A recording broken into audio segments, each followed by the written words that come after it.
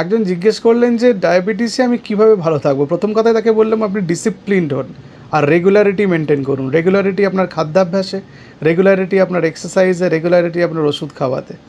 Disciplined এই কারণেই হতে হবে, আপনি যদি ডিসিপ্লিন না হন আপনি টাইম ম্যানেজ করতে পারবেন না, ফলে আপনি এক্সারসাইজ করার টাইম বার করতে পারবেন না, আপনি টেস্ট করার টাইম বার করতে পারবেন না, ডাক্তারবাবুর কাছে যাওয়ার টাইম বার করতে পারবেন না।